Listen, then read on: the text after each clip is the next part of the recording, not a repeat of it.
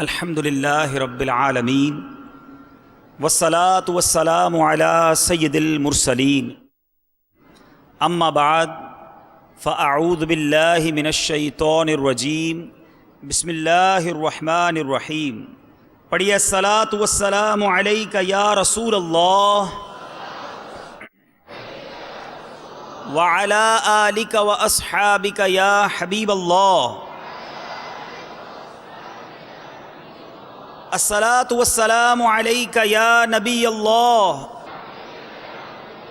وعلی آلک واصحابک یا نور اللہ. نویت سنت الاعتکاف. میرے پیارے اور محترم اسلامی بھائیوں اور مدنی چینل کے ناظرین، الحمدللہ عز و جل دعوت اسلامی کے طریقہ کار کے مطابق ہر جمعرات کو بعد نماز مغرب پاکستان کے سینکڑوں شہروں کے ساتھ ساتھ دنیا بھر کے ہزاروں مقامات پر ہفتہ وار سنتوں بھرے اجتماع کا سلسلہ ہوا کرتا ہے.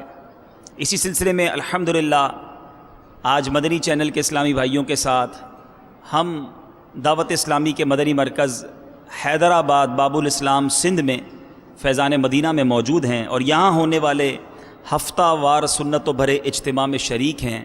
اللہ تبارک و تعالی ہم سب کا یہاں جمع ہونا اپنی بارگاہ میں قبول فرمائے. اس سے پہلے کہ بیان کا سلسلہ ہو، آئیے اچھی نیتیں کر لیتے ہیں. مدینے والے مصطفیٰ صلی اللہ تعالی علیہ وسلم کا فرمان عظمت نشان ہے، نیت المؤمن خیر من عملی. مومن کی نیت اس کے عمل سے بہتر ہے. آئیے اچھی نیتیں کر لیتے ہیں. سب سے پہلے یہ نیت کرتے ہیں کہ اللہ کی رضا کے لیے اول تا آخر اجتماع میں شرکت کروں گا، توجہ کے ساتھ بیان سنوں گا، بات چیت سے بچتے ہوئے، موبائل فون کے استعمال سے بچتے ہوئے، ادھر ادھر دیکھنے یا دیگر کاموں میں مصروف ہونے سے بچتے ہوئے، ممکن ہوا تو با ادب دو زانو بیٹھ کر بیان سنوں گا. تو جن اسلامی بھائیوں کے لیے ممکن ہو وہ دو زانو بیٹھ جائیں انشاءاللہ بیان کی تعظیم کی نیت سے، تو اس طرح بیٹھنے کا بھی ثواب ملے گا. یہ بھی نیت کر لیں جن کے لیے ممکن ہو اہم باتیں لکھ لوں گا. پیارے اور محترم اسلامی بھائیوں، درود پاک کے بے شمار فضائل و برکات ہیں. بہت ساری احادیث درود پاک کے فضائل میں ملتی ہیں. عام دنوں میں درود پاک پڑھیں تو رحمتیں برکتیں نچھاور ہوتی چلی جاتی ہیں، رحمتوں کی برسات گویا ہونے لگ جاتی ہے. لیکن بالخصوص جب شب جمعہ اور جمعہ کا دن آتا ہے، اب تو درود پاک پڑھنے والے کے وارے نیارے ہی ہو جاتے ہیں. ابھی شب جمعہ ہے اور کل مبارک دن جمعہ کا دن ہے. حدیث پاک میں آتا ہے مصطفیٰ جان رحمت، شمع بزم ہدایت، نوشہ بزم جنت، پیکر جود و سخاوت، منبع علم و حکمت، صلی اللہ تعالی علیہ وسلم کا فرمان باعظمت ہے. میرے آقا فرماتے ہیں جو کوئی شخص جمعہ کے دن 200 مرتبہ درود پاک پڑھے، اللہ تعالیٰ اس کے 200 برس کے گناہوں کو معاف فرما دیتا ہے. تو انشاءاللہ عز و جل نیت یہ بھی کر لیتے ہیں، آج کی رات اور کل کا دن بھی کثرت سے درود پاک پڑھوں گا. دنیا بھر میں جہاں کہیں مدنی چینل کے ناظرین موجود ہوں، باب الاسلام سندھ حیدرآباد کے فیضان مدینہ میں موجود اسلامی بھائی، آئیے مل کر اپنے آقا و مولا صلی اللہ تعالی علیہ وسلم کی بارگاہ میں درود پاک کا نذرانہ پیش کرتے ہیں. صلو علی الحبیب صلی اللہ تعالی علی محمد صلی اللہ علیہ وسلم. اے میرے پیارے اسلامی بھائیوں، آئیے آج یہ سنتے ہیں کہ ہم حضرت ابراہیم خلیل اللہ علی نبینا علیہ الصلوۃ والسلام اور حضرت اسماعیل ذبیح اللہ علی نبینا علیہ الصلوۃ والسلام کی جو یہ یادیں مناتے ہیں، یہ واقعہ کیا ہوا تھا، یہ کیسے روح پذیر ہوا، حضرت اسماعیل علیہ الصلوۃ والسلام کو کس طرح حضرت ابراہیم علیہ الصلوۃ والسلام قربان گاہ کی طرف لے کر چلے، اور آج رہتی دنیا ان کی یاد میں جب حاجی جمرات پر جا کر کنکری مارتے ہیں تو حضرت ابراہیم کی اس ادا کو ادا کرتے ہیں، اور ساری دنیا میں مسلمان جب کسی جانور کو ذبح کرتے ہیں تو اسماعیل ذبیح اللہ علی نبینا علیہ الصلوۃ والسلام کی یاد کو تازہ کرتے ہیں. میرے آقا علیہ الصلوۃ والسلام کی یہ سنت مبارکہ بھی ہے. بہرحال میرے پیارے اسلامی بھائیوں، کچھ حضرت اسماعیل اور حضرت ابراہیم کے بارے میں سنتے ہیں کہ حضرت ابراہیم علیہ السلام نے اولاد کے لیے دعا کی تو اللہ تبارک و تعالی نے بڑھاپے میں حضرت ابراہیم علیہ السلام کی دعا کو منظور کر لیا۔ بی بی ہاجرہ رضی اللہ تعالی عنہا کے بطن اطہر میں حضرت اسماعیل علیہ السلام کو پروردگار عز و جل نے ٹھہرایا۔ پھر ایک کنویں پر ایک فرشتے نے حضرت ہاجرہ کو بشارت دی کہ تیرا فرزند ہوگا، اس کا نام اسماعیل رکھنا اور اس کی اولاد بہت پھیلے گی۔ جب بی بی ہاجرہ کا بیٹا پیدا ہوا تو فرشتے کی بشارت کے موافق اس کا نام اسماعیل رکھا گیا۔ اس وقت حضرت ابراہیم علیہ السلام کی ایک روایت کے مطابق عمر مبارک 86 برس تھی۔ 86 ایئرز کی عمر میں آپ کے یہاں حضرت اسماعیل علیہ السلام کی ولادت ہوئی۔ حضرت ابراہیم علیہ السلام نے اللہ تبارک و تعالیٰ کی قرآن مجید فرقان حمید میں یہ الفاظ بھی موجود ہیں کہ آپ نے اپنے رب کی بارگاہ میں اللہ کی حمد و ثنا بیان کی اور اپنے رب سے اس طرح عرض کیا، اور جب کہا ابراہیم نے اے میرے رب اس شہر کو امن والا بنا دے۔ ابراہیم علیہ السلام کو حضرت اسماعیل سے بڑی محبت تھی۔ کبھی کبھی آپ فرط محبت سے اپنے اس لخت جگر کو سینے سے چمٹایا کرتے، اس کو بوسہ دیا کرتے۔ اپنے اس بیٹے سے بڑی محبت تھی۔ حضرت ابراہیم علیہ السلام کو حکم ہوا کہ بی بی ہاجرہ اور اپنے اس بیٹے کے ساتھ جاؤ اور ان کو ایک بیابان میں چھوڑ کر آ جاؤ۔ چنانچہ حضرت اسماعیل علیہ السلام اور ان کی والدہ بی بی ہاجرہ رضی اللہ تعالیٰ عنہا کو لے کر حضرت ابراہیم علیہ السلام مکہ مکرمہ کی جانب روانہ ہو گئے۔ اب یہ حکمت تھی اللہ عز و جل کی کہ ان کے ذریعے خانہ کعبہ کو بلکہ تمام عرب کی اولاد کو ان سے آباد کرنا تھا۔ جب حضرت ابراہیم علیہ السلام اپنی زوجہ اور اپنے بچے کو لے کر آج جہاں آب زمزم شریف کا کنواں ہے وہاں پہنچے تو وہاں ایک درخت تھا۔ اس درخت کے نیچے اپنی زوجہ اور اپنے بچے کو بٹھایا اور آب دیدہ آنکھوں سے وہاں سے واپس ہونے لگے۔ بی بی ہاجرہ پیچھے پیچھے جاتی اور کہتی کہ ہمیں کس کے سپرد کر کے جا رہے ہو؟ حضرت ابراہیم علیہ السلام نے فرمایا تمہارا محافظ پروردگار عالم ہے۔ اے وہ اسلامی بہنوں جو مدنی چینل پر یہ سلسلہ دیکھ رہی ہیں، اے وہ اسلامی بھائیوں جو دنیاوی کاموں کے لیے تو گھر بار کو چھوڑنے کے لیے تیار ہو جاتے ہو، اپنے کاروبار کو کمانے کے لیے، اپنی جابز کرنے کے لیے کئی سال کے لیے گھر سے دور جانے کے لیے تیار ہو جاتے ہیں، اور جب راہ خدا میں سنتوں کے مدنی قافلوں میں سفر کے لیے انہیں کہا جائے تو کہتے ہیں گھر والوں کا کیا ہوگا؟ گھر والے کہتے ہیں ہمیں کس کے حوالے کر کے جا رہے ہو؟ سنو آج تو شہر بھی ہے، گھر بھی ہے، مکان بھی ہے۔ وہ کیسا وقت ہوگا جب ایک جنگل بیابان، ایک تپتی زمین، فقط ایک درخت ہے، اکیلی ایک ماں ہے، اس کا ایک بچہ ہے۔ وہ بی بی ہاجرہ حضرت ابراہیم علیہ السلام سے کوسچن کرتی ہیں، سوال پوچھتی ہیں، ہمیں کس کے حوالے کر کے جا رہے ہیں؟ اللہ کے اس برگزیدہ بندے اللہ کے خلیل علیہ السلام ارشاد فرماتے ہیں کہ تمہارا محافظ اللہ تبارک و تعالی ہے۔ جب آپ کی مبارک زوجہ نے یہ سنا تو کیا کہتی ہیں؟ حسبی اللہ وتوکلت علی اللہ، مجھے اللہ کافی ہے اور میں نے اس کی ذات پر توکل کیا، اللہ کے حوالے کیا، میں اللہ کی رضا پر راضی ہوں۔ اب جناب حضرت ابراہیم علیہ السلام نے بڑی حسرت کے ساتھ اپنی بچوں کی امی کو، اپنے بیٹے کو چھوڑ کر ملک شام کا سفر اختیار کیا۔ اب ایسی جگہ پہنچ گئے چلتے چلتے چلتے کہ جہاں سے ان کی نظر نہ پڑے، تو اب کیا کیا؟ اپنا رخ اس طرف کر کے، مکہ پاک کی طرف کر کے اپنے رب کے حضور دعا کی، اور عاجزی سے ایسی دعا کی اللہ تبارک و تعالیٰ نے قرآن مجید فرقان حمید میں اس دعا کو ذکر کیا، ربنا انی اسکنت من ذریتی بواد غیر ذی زرع عند بیتک المحرم، اے میرے رب میں نے اپنی کچھ اولاد ایک نالے میں بسائی جس میں کھیتی نہیں ہوتی، تیرے حرمت والے گھر کے پاس، اے ہمارے رب اس لیے کہ وہ نماز قائم رکھیں، تو تو لوگوں کے کچھ دل ان کی طرف مائل کر دے اور انہیں کچھ پھل کھانے کو دے، شاید وہ احسان مانے۔ ربنا انک تعلم ما نخفی وما نعلن، اے ہمارے رب تو جانتا ہے جو ہم چھپاتے ہیں اور جو ظاہر کرتے۔ وما یخفی علی اللہ من شیء فی الارض ولا فی السماء، اور اللہ پر کچھ چھپا نہیں زمین میں نہ آسمان میں۔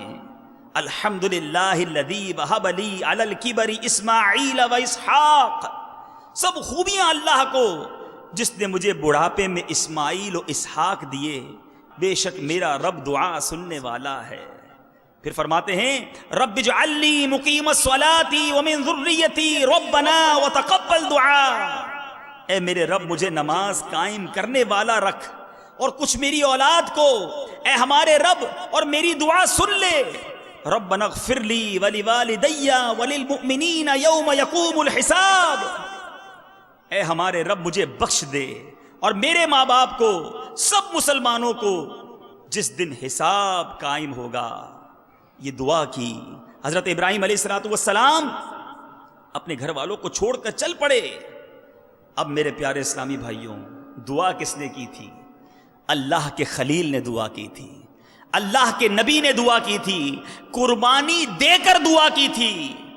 اللہ نے دعا کیسی قبول فرمائی کہ میرے پیارے اور محترم اسلامی بھائیوں، اللہ تبارک و تعالی نے ایسی نعمتوں سے مالا مال کیا کہ ایک عورت اور بچے سے نہ صرف اس شہر کو، ان کو آباد کیا، بلکہ مکہ مکرمہ جو آج ہر طرف نعمتوں سے مالا مال ہے، وہ بھی انہی کے صدقے میں آباد ہو گیا۔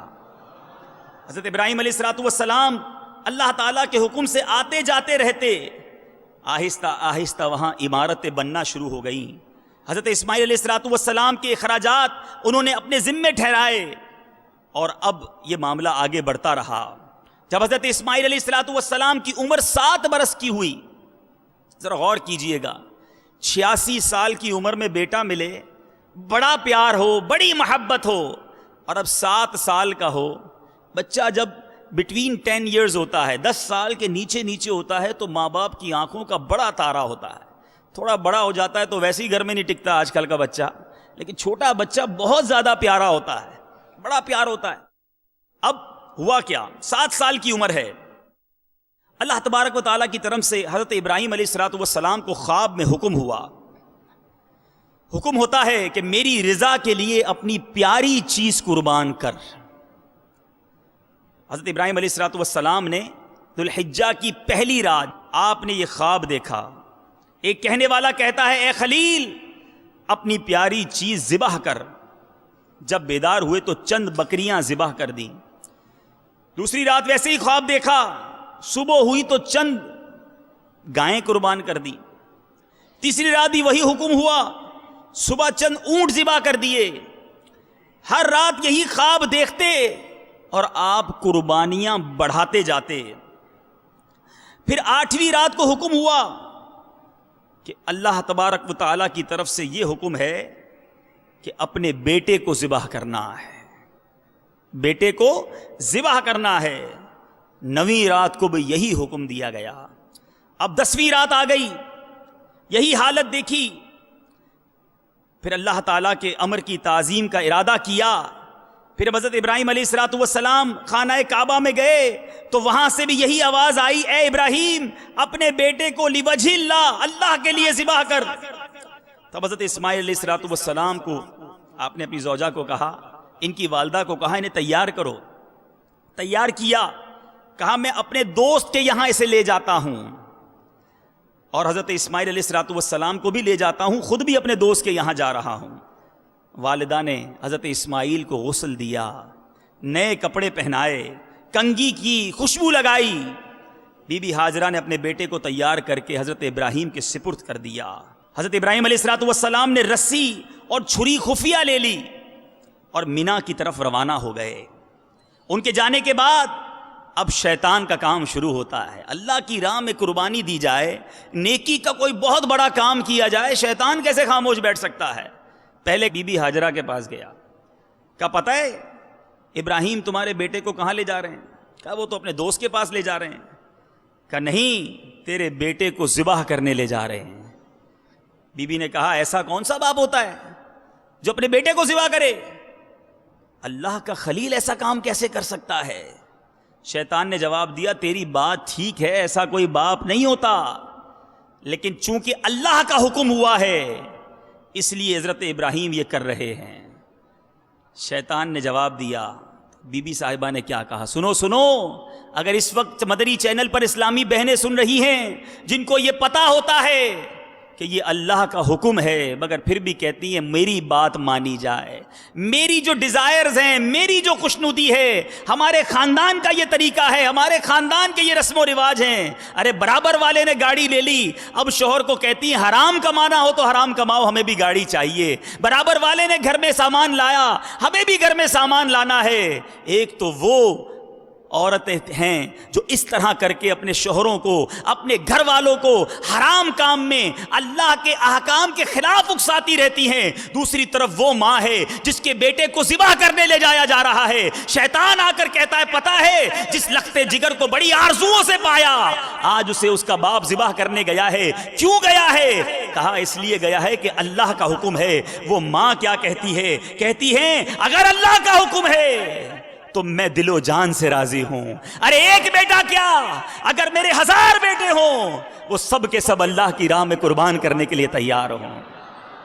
ارے یہ تھے ہمارے اسلاف، یہ دی ہیں قربانیاں انہوں نے۔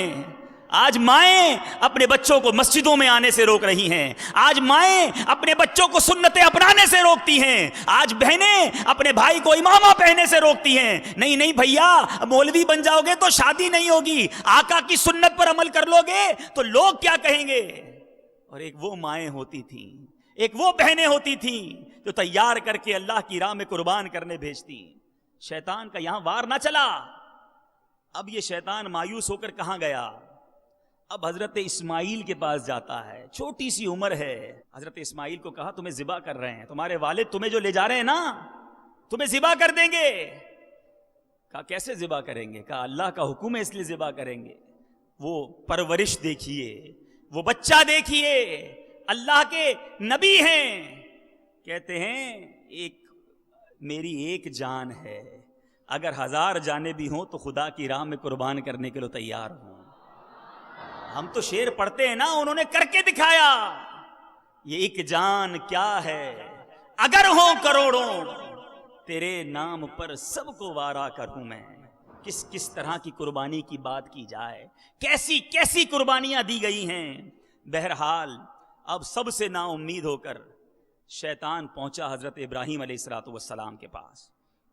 حضرت ابراہیم علیہ السلام نے پہچان لیا کہ یہ مردود شیطان ہے۔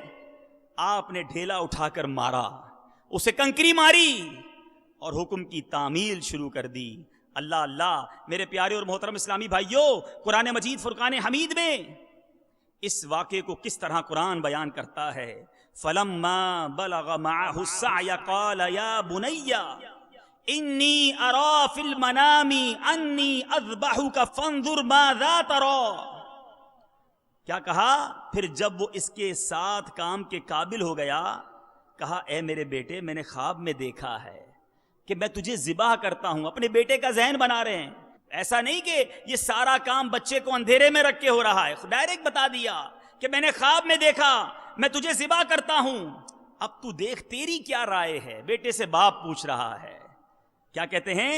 کہا اے میرے باپ کیجئے جس بات کا آپ کو حکم ہوتا ہے، خدا نے چاہا تو قریب ہے کہ آپ مجھے صابر پائیں گے۔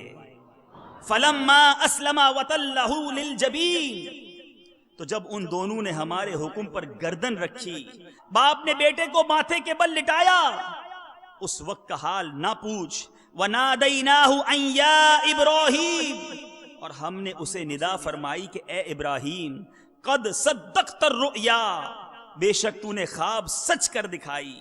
اِنَّا كَذَلِكَ نَجْزِي الْمُحْسِنِينَ، ہم ایسا ہی صلہ دیتے ہیں نیکوں کو، بے شک یہ روشن جانچ تھی۔ وَفَدَيْنَاهُ بِذِبْحٍ عَظِيمٍ، اور ہم نے ایک بڑا ذبیحہ اس کے صدقے میں دے کر اسے بچا لیا۔ اور ہم نے پچھلوں میں اس کی تعریف باقی رکھی، سلام علی ابراہیم۔ قرآن کیا کہتا ہے؟ سلام ہو ابراہیم پر۔ اللہ اللہ، اے میرے پیارے اسلامی بھائیوں، کیسی قربانی! اور اب کیا ہوا؟ باپ بھی راضی، بیٹا بھی راضی، ماں بھی اس قربانی کے لیے راضی۔ اور جب یہ قربانی کا وقت آیا تو پھر کیا ہوا؟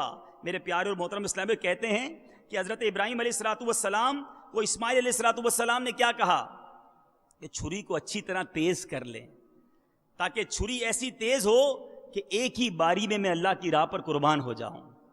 باپ نے بیٹے کو ذبح کرنے کے لیے چھری کو تیز کیا، اور جب حضرت اسماعیل علیہ الصلوۃ والسلام کے گلے پر زور سے کھینچی تو چھری نے ایک بال بھی نہ کاٹا۔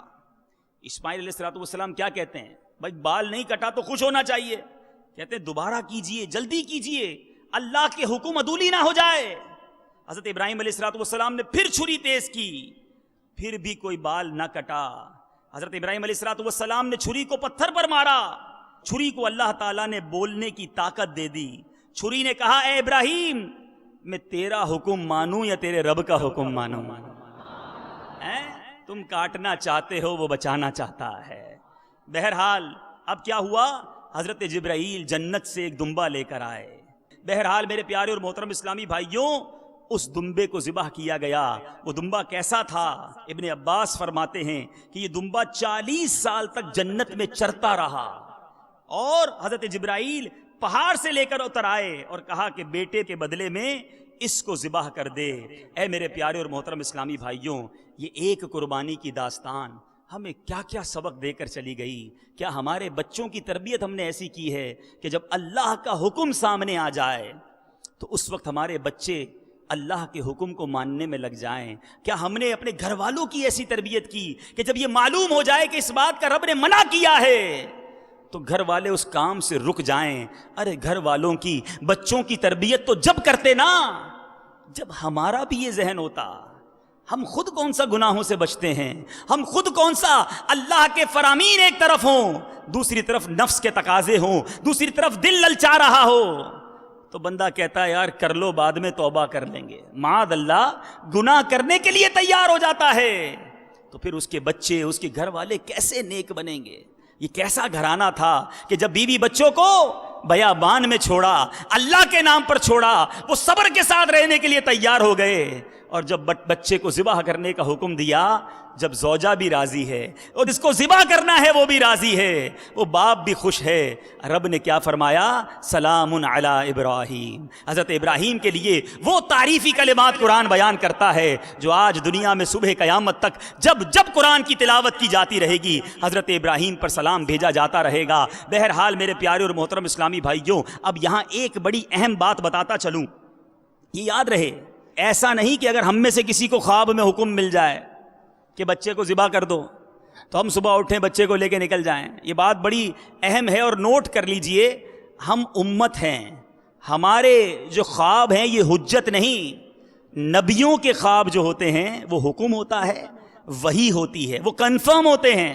ہمارا یہ کام نہیں کہ ہم ایسا کام کرنے لگ جائیں جس کا خواب میں ہمیں حکم دیا جائے۔ تو یہ بہت اہم بات تھی جو یہاں کہنا ضروری تھا۔ بہرحال پھر ہم آتے ہیں آج کے دور میں جو یاد منائی جاتی ہے، قربانی کی جاتی ہے۔ ایک تو ہمیں یہ کانسیپٹ کلیئر ہونا چاہیے کہ یہ قربانی کس یاد میں، کس سینیریو میں، کیا ایسا عظیم واقعہ ہوا تھا جس کی یاد میں آج رہتی دنیا قربانی کرتی ہے، اور اس کے فضائل کیسے مدینے والے مصطفیٰ صلی اللہ تعالی علیہ وسلم کی حدیثیں حدیث کی کتابوں میں جگمگا رہی ہیں، جو قربانی کرنے والوں کی دل جوئی بھی کرتی نظر آتی ہیں اور قربانی کی ترغیب دلاتی بھی نظر آتی ہیں۔ میرے آقا فرماتے ہیں قربانی کرنے والے کو قربانی کے جانور کے ہر بال کے بدلے میں ایک نیکی ملتی ہے۔ کبھی اپنے سر کے بال کاؤنٹ کیے ہم اپنے سر کے بال کاؤنٹ نہیں کر سکتے، گن نہیں سکتے، تو جانور کے جسم پہ کتنے بال ہوتے ہیں؟ تو ان گنت نیکیاں، خوش نصیب ہیں وہ لوگ جو قربانی کرتے ہیں۔ مصطفیٰ صلی اللہ علیہ وسلم فرماتے ہیں جس نے خوش دلی سے طالب ثواب ہو کر قربانی کی تو وہ آتش جہنم سے حجاب یعنی روک ہو جائے گی، یہ قربانی جہنم کے عذاب سے بچا لے گی۔ دو کنڈیشنز ہیں لیکن اس حدیث پاک میں، خوش دلی اور طلب ثواب۔ یہ بہت بڑا پرابلم ہے۔ قربانی کرنے والوں سے پوچھو کیا نیت ہے، ذرا خاندان والے خوش ہو جائیں، بچے خوش ہو جائیں، محلے میں ذرا نام ہو جائے، میرا جانور کیسا ہے ذرا لوگ دیکھ لیں۔ ارے کنڈیشن تو حدیث میں 2 تھیں، طالب ثواب ہو کر اور خوش دلی کے ساتھ۔ اچھا کچھ لوگ قربانی کرتے ہیں بڑا بوجھ فیل کر کے، ارے قربانی کے دن آ گئے، پھر خرچہ کرنا پڑے گا، پھر قربانی کرنی پڑے گی، اللہ اللہ اب تو جناب کرنی پڑے گی، رشتہ دار بھی کر رہے ہیں، پڑوسی بھی کر رہے ہیں، بچے بھی نہیں مانیں گے، یہ خرچہ تو ہوگا ہی ہوگا۔ اب یہ خوش دلی تو نہ ہوئی نا، بد دلی کے ساتھ بوجھ سمجھ کر۔ ارے اللہ کے بندے قربانی کرنے والے یہ سوچ کہ تجھے تیرے رب نے یہ سعادت دی ہے، اس قابل بنایا کہ تو قربانی کر رہا ہے، شکر ادا کرتے ہوئے خوش دلی کے ساتھ اللہ کی راہ میں جانور قربان کرو کہ اللہ نے مغفرت کا سامان عطا کر دیا ہے۔ تو قربانی خوش دلی کے ساتھ کرنی ہے، طالب ثواب ہو کر کرنی ہے۔ میرے آقا علیہ الصلوۃ والسلام فرماتے ہیں، سنیے اپنی مبارک بیٹی کو کیا سکھا رہے ہیں، اے فاطمہ رضی اللہ تعالی عنہا اپنی قربانی کے پاس موجود رہو، کیونکہ اس کے خون کا پہلا قطرہ گرنے سے پہلے تمہارے سارے گناہ معاف کر دیے جائیں گے۔ یہ چھوٹا کام نہیں، یہ قربانی میں سستی نہیں کرنی چاہیے، جن پر واجب ہے خوش دلی کے ساتھ خوشی خوشی۔ ارے اللہ نے پھر بقرہ عید عطا فرمائی، پھر یہ مہینہ آیا، مجھے رب نے صاحب استطاعت بھی کیا، مولا تیرا شکر ہے، اور پھر خوش دلی کے ساتھ اللہ کی راہ میں قربانی کرے۔ میرے آقا علیہ الصلوۃ والسلام فرماتے، سنیے وہ لوگ جو قربانی نہیں کرتے، کنجوسی کرتے ہیں یا کوئی نہ کوئی عذر بنا لیتے ہیں، میرے آقا کیا فرماتے ہیں جس شخص میں قربانی کرنے کی وسعت ہو، استطاعت رکھتا ہو، پھر بھی وہ قربانی نہ کرے تو وہ ہماری عیدگاہ کے قریب نہ آئے، دور کر دیا اپنے آپ سے، ہماری عیدگاہ کے بھی قریب نہ آئے۔ اب ایسے لوگ سوچیں کہ جو قربانی کے دنوں میں نئی باتیں لاتے ہیں کہ جناب قربانی کی جگہ کسی غریب کی مدد کر دو، قربانی کی جگہ کوئی اور نیک کام کر دو، ارے ہم ہوتے کون ہیں فیصلہ کرنے والے؟ احادیث میں یہ مفہوم موجود ہے کہ اس دن، قربانی والے دن، اللہ کی راہ میں جانور کا خون بہانے سے زیادہ اور کوئی افضل عمل نہیں ہے۔ ارے جب یہ روایتوں میں حدیثوں میں مفہوم موجود ہے تو میں اور آپ کون ہوتے ڈیسیشن لینے والے کہ اس دن جناب ان پیسوں سے کوئی اور کام کر لیا جائے؟ ارے کسی غریب کی مدد کرو گے، کسی رشتہ دار کی شادی کروا دو گے، اس رقم سے کسی کا بھلا کرو گے، نیت تو یہی ہے نا کہ ثواب کمانا ہے۔ ارے جب حدیث کہتی ہے کہ اللہ کے یہاں ان دنوں میں مقبول عمل قربانی کرنا ہے تو ثواب دینے والا رب ہے، حکم اس کی طرف سے ہے، ہمارا کام ماننا ہے، اور ان دنوں فقط قربانی ہی کرنی چاہیے، خوش دلی کے ساتھ کرنی چاہیے، ورنہ ہم نے سنا میرے آقا فرماتے وہ ہماری قربان گاہ کے قریب بھی نہ آئے۔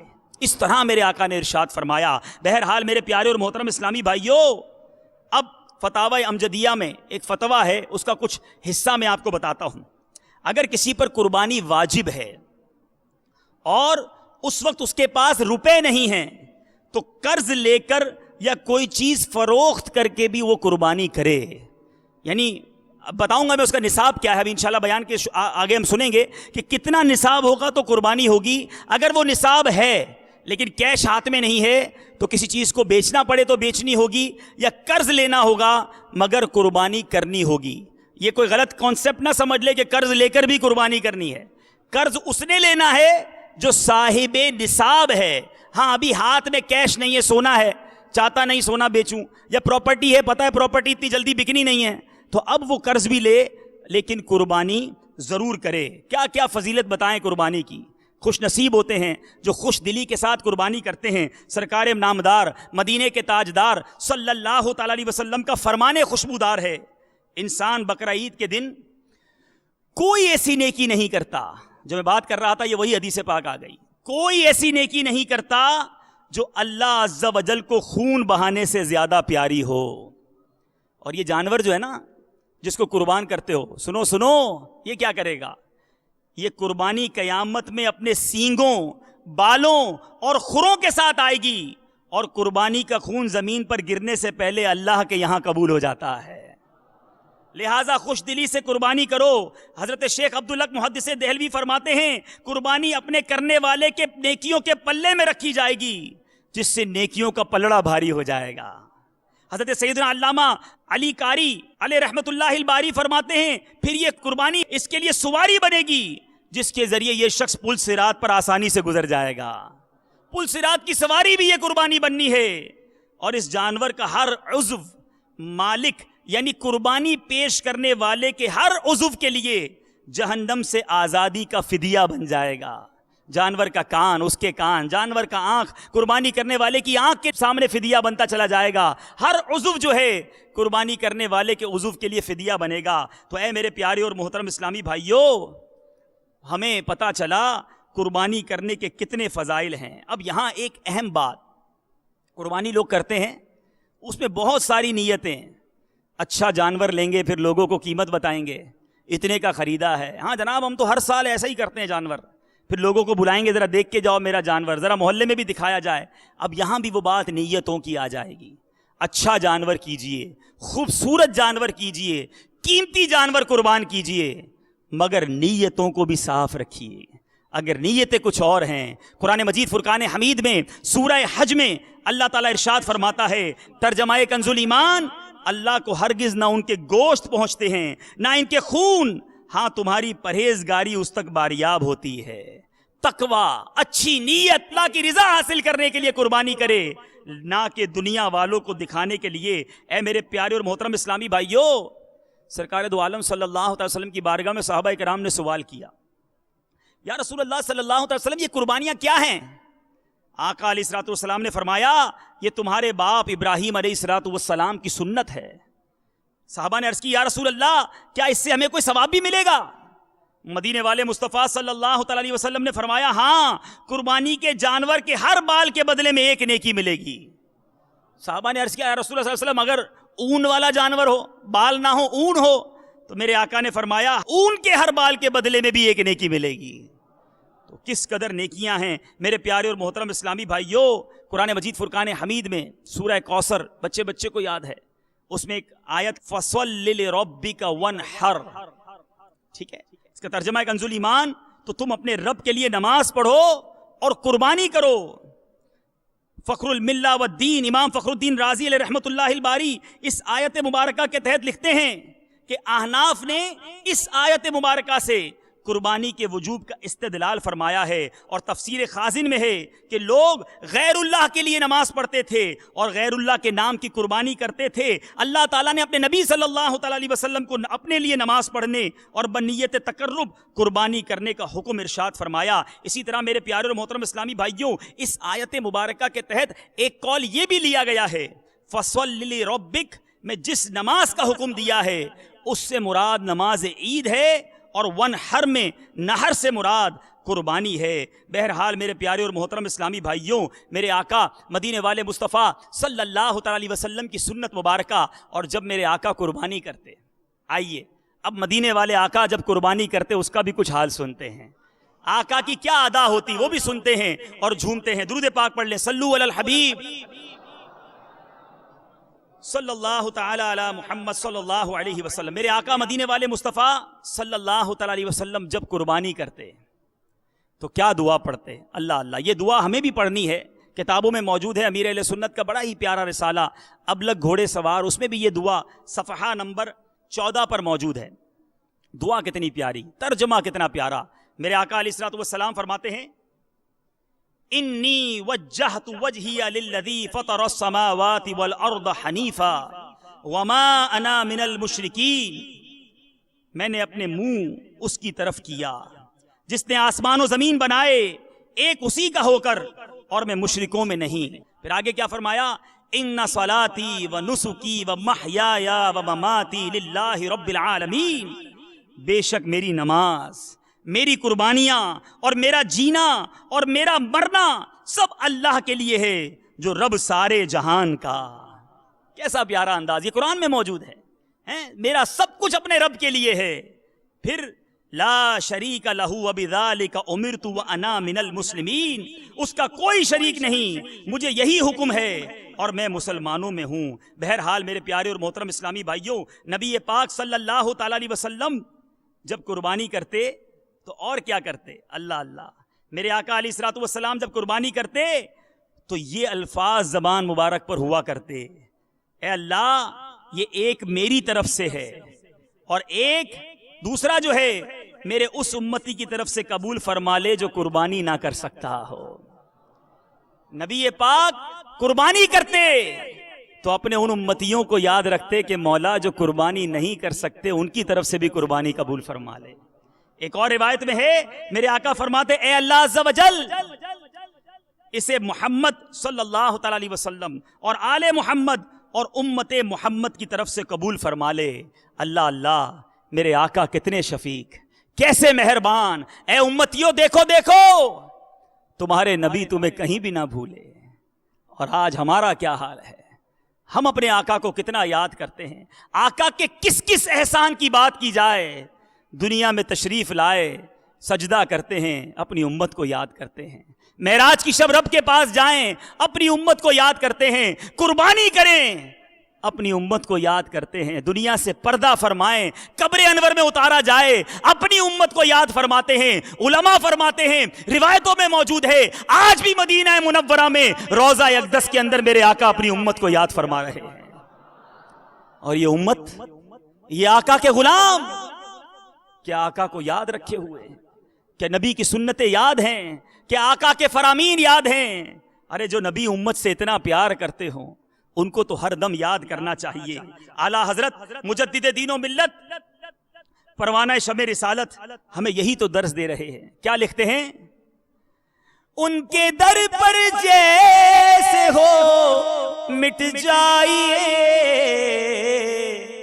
ناتوانوں کچھ تو ہمت کیجئے، ناتوانوں کچھ تو ہمت کیجئے، ان کے در پر بیٹھئے بن کر فقیر، بے نواں فکر ثروت کیجئے، بے نواں فکر ثروت۔ اور آقا کا حسن کیسا؟ اعلیٰ حضرت کیا لکھتے ہیں؟ جس کا حسن اللہ کو بھی بھا گیا، ایسے پیارے سے محبت کیجئے، ایسے پیارے سے محبت کیجئے، اور نعرہ کیجئے یا رسول اللہ کا، مفلسوں سامان دولت کیجئے، مفلسوں سامان دولت کیجئے۔ اور آقا کے احسان دیکھو، آپ ہم سے بڑھ کے ہم پر مہربان، ہم کریں جرم آپ رحمت کیجئے، ہم کریں جرم آپ رحمت کیجئے۔ اور وہ آقا جو ہمیں کہیں نہ بھولے، آج بھی یاد رکھے ہوئے ہیں۔ اے آقا کے امتیوں، اس نبی کی یاد کو اپنا وظیفہ بنا لو۔ اعلیٰ حضرت یاد دلا رہے ہیں، جو نہ بھولا ہمیں غریبوں کو رضا،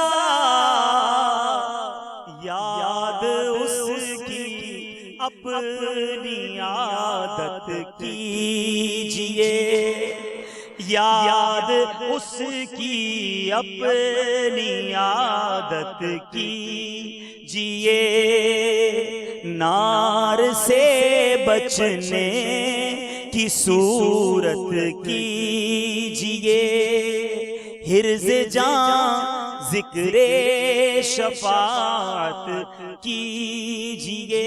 صلو علی الحبیب۔ اب قربانی کس پر واجب ہے یہ مسئلہ سن لیجئے۔ ہر بالغ مقیم مسلمان مرد و عورت مالک نصاب پر قربانی واجب ہے۔ مالک نصاب کون ہوگا یہ بھی غور سے سن لیں۔ مالک نصاب وہ ہوگا کہ اس شخص کے پاس 52.5 تولہ چاندی یا اتنی مالیت کی رقم یا اتنی مالیت کا تجارت کا مال یا اتنی ہی مالیت کا حاجت اصلیہ کے علاوہ سامان ہو۔ 4 چیزیں بیان ہو گئی۔ 52.5 تولہ چاندی کی اماؤنٹ بنا لیں. اپروکسیمیٹلی اندازاً آج کل 63 64 65 ہزار کے قریب چل رہا ہے, لیکن روز ریٹ ڈفرینس ہوتا ہے, ہمیں معلوم کر لینا چاہیے. اتنی رقم کس کے پاس ہو, یا تو اتنی رقم ہو, یا سونا چاندی ہو, یا مال تجارت یعنی جو بزنس کے لیے سامان وغیرہ خریدا ہے اتنا ہو, یا فرمایا حاجت اصلیہ کے علاوہ سامان ہو. اب حاجت اصلیہ کیا ہے یہ بھی سن لیجئے. حاجت اصلیہ سے مراد وہ چیزیں ہیں جن کی عموماً انسان کو ضرورت ہوتی ہے اور ان کے بغیر زندگی گزارنا, گزر اوقات کرنا بڑا دشوار ہوتا ہے, جیسے رہنے کا گھر, پہننے کے کپڑے, سواری, علم دین سے متعلق کتابیں, پیشے سے متعلق اوزار وغیرہ. اگر حاجت اصلیہ کی تعریف پیش نظر رکھی جائے تو بخوبی معلوم ہوگا کہ ہمارے اپنے گھروں میں بھی بہت ساری ایسی چیزیں ہوتی ہیں جو حاجت اصلیہ میں داخل نہیں ہوتی. چنانچہ اگر ان کی قیمت 52.5 تولہ چاندی کے برابر پہنچ گئی تو قربانی واجب ہوگی. تو یہ قربانی واجب کس پر ہوگی یہ بھی ہم نے سن لیا. اب ہو سکتا ہے کچھ اسلامی بھائی یہاں ایسے ہوں کہ وہ یہ سوچ رہے ہوں کہ جناب ہم پر تو قربانی واجب نہیں ہے, اتنی ساری فضیلتیں بتائی گئیں, ہم یہ فضیلتیں کیسے پا سکتے ہیں؟ اللہ اللہ, اللہ کی رحمت پر قربان سنیے اور جھومیے. پہلے تو قربانی کرنے والے ایک مدنی پھول لے لیں, پھر جو قربانی نہیں کر رہے وہ بھی مایوس نہ ہوں. درود پاک پڑھ لیں, صلو علی الحبیب. مفسر شہیر حکیم الامت حضرت مفتی احمد یار خان علیہ رحمت المنان ایک حدیث پاک, جب عشرہ آ جائے اور تم میں سے کوئی قربانی کرنا چاہے تو اپنے بال و خال کو بالکل ہاتھ نہ لگائے, کہ تحت فرماتے ہیں یعنی جو امیر وجوباً یعنی ایسا غنی جس پر قربانی واجب ہو گئی وہ, یا فقیر ہے مگر نفلی قربانی کر رہا ہے, تو وہ ذوالحجۃ الحرام کا چاند دیکھنے سے قربانی تک ناخن, بال اور بدن کی مردار خال وغیرہ نہ کاٹے نہ کٹوائے, تاکہ حاجیوں سے قدر مشابہت ہو جائے کہ وہ لوگ احرام میں حجامت وغیرہ نہیں کرا سکتے, اور تاکہ قربانی ہر بال ہر ناخن کے لیے جہنم سے آزادی کا فدیہ بن جائے. اچھا فرماتے یہ حکم استحبابی ہے, مستحب ہے, واجب نہیں ہے. اب میرے پیارے اور محترم اسلامی بھائیوں, قربانی کرنے والے کا حجامت نہ کرانا بہتر ہے, لازم نہیں ہے. اور یہ ایک اور بڑی پیاری بات پتہ چلی کہ یہ کیوں کروایا جا رہا ہے, حاجیوں کی نقل ہو جائے تو اچھوں کی نقل بھی اچھی ہوتی ہے. اچھا یہ تو اب قربانی والوں کے لیے مدنی پھول آ گیا. اب جو قربانی نہیں کر رہے وہ بھی سن لیں. مفتی صاحب فرماتے ہیں بلکہ جو قربانی نہ کر سکے وہ بھی اس عشرہ یعنی ذوالحجۃ الحرام کے ابتدائی 10 ایام میں حجامت نہ کرائے, بقرعید کے دن بعد نماز عید حجامت کرائے تو انشاءاللہ عز و جل قربانی کا ثواب پائے گا. اللہ کی رحمت دیکھیے, رحمت دا دریا الہی ہر دم وگدا تیرا, جے ایک قطرہ بخشے مینوں کم بڑھ جاوے میرا. تو اللہ کی رحمت بہانے تلاش کرتی ہے, تو انشاءاللہ اس مدنی پھول پر بھی عمل کریں گے. اللہ تبارک و تعالی ہم سب کو دعوت اسلامی کے مدنی ماحول پر استقامت عطا فرمائے. جو قربانی کر رہے ہیں اللہ تعالیٰ ان سب کو شریعت کے تقاضوں کے مطابق قربانی کرنے کی توفیق عطا فرمائے, اور ان سب کی قربانی کو اپنی بارگاہ میں قبول فرمائے. صلو علی الحبیب. میٹھے میٹھے اور پیارے پیارے اسلامی بھائیوں, آئیے مل جل کر معمولات کے درود شریف پڑھ لیتے ہیں. بزرگوں نے فرمایا کہ جو شخص ہر شب جمعہ اس درود شریف کو پابندی سے کم از کم 1 مرتبہ پڑھے گا, موت کے وقت سرکار مدینہ صلی اللہ تعالی علیہ وآلہ وسلم کی زیارت کرے گا, اور قبر میں داخل ہوتے وقت بھی یہاں تک کہ وہ دیکھے گا کہ سرکار مدینہ صلی اللہ تعالی علیہ وسلم اسے قبر میں اپنے رحمت بھرے ہاتھوں سے اتار رہے ہیں. آپ بھی پڑھ لیجئے, اللہم صلی وسلم وبارک علی سیدنا محمد النبی الامی الحبیب العالی القدر العظیم الجاہ وعلی آلہ وصحبہ وسلم. حضرت سیدنا انس رضی اللہ تعالی عنہ سے روایت ہے کہ تاجدار مدینہ صلی اللہ تعالی علیہ وسلم نے فرمایا، جو شخص یہ درود پاک پڑھے، اگر کھڑا تھا تو بیٹھنے سے پہلے اور بیٹھا تھا تو کھڑے ہونے سے پہلے اس کے گناہ معاف کر دیے جائیں گے۔ آپ بھی پڑھ لیجئے، اللہم صلی علی سیدنا و مولانا محمد وعلی آلہ وسلم۔ جو یہ درود پاک پڑھتا ہے تو اس پر رحمت کے 70 دروازے کھول دیے جاتے ہیں۔ آپ بھی پڑھ لیجئے، صلی اللہ علی محمد۔ حضرت سیدنا ابن عباس رضی اللہ تعالی عنہما سے روایت ہے کہ سرکار مدینہ صلی اللہ تعالی علیہ وسلم نے فرمایا، اس درود پاک کو پڑھنے والے کے لیے 70 فرشتے 1000 دن تک نیکیاں لکھتے ہیں۔ آپ بھی پڑھ لیجئے، جزا اللہ عنا محمدا ما ہوا اہلہ۔ حضرت احمد ساوی علیہ رحمۃ اللہ الہادی بعض بزرگوں سے نقل کرتے ہیں، اس درود شریف کو ایک بار پڑھنے سے 6 لاکھ درود شریف پڑھنے کا ثواب حاصل ہوتا ہے۔ آپ بھی پڑھ لیجئے، اللہم صلی علی سیدنا محمد عدد ما فی علم اللہ صلاة دائمة بدوام ملک اللہ۔ ایک دن ایک شخص آیا تو حضور انور صلی اللہ تعالی علیہ وآلہ وسلم نے اسے اپنے اور صدیق اکبر رضی اللہ تعالی عنہ کے درمیان بٹھا لیا۔ اس سے صحابہ کرام رضی اللہ تعالی عنہم کو تعجب ہوا کہ یہ کون ذی مرتبہ ہے۔ جب وہ چلا گیا تو سرکار صلی اللہ تعالی علیہ وسلم نے فرمایا، یہ جب مجھ پر درود پڑھتا ہے تو یوں پڑھتا ہے، اللہم صلی علی محمد کما تحب وترضى لہ۔ جزاک اللہ عز و جل۔ تمام عاشقان رسول آنکھیں بند کر کے سبز گنبد کا تصور باندھ کر 11 بار درود و سلام پڑھیے۔ الصلاۃ والسلام علیک یا رسول اللہ، الصلاۃ والسلام علیک یا حبیب اللہ، الصلاۃ والسلام علیک یا نبی اللہ، الصلاۃ والسلام علیک یا نور اللہ، الصلاۃ والسلام علیک یا رسول اللہ، الصلاۃ والسلام علیک یا حبیب اللہ، الصلاۃ والسلام علیک یا نبی اللہ، الصلاۃ والسلام علیک یا نور اللہ، الصلاۃ والسلام علیک یا رسول اللہ، الصلاۃ والسلام علیک یا حبیب اللہ، الصلاۃ والسلام علیک یا نبی اللہ، وعلی آلک واصحابک یا نور اللہ۔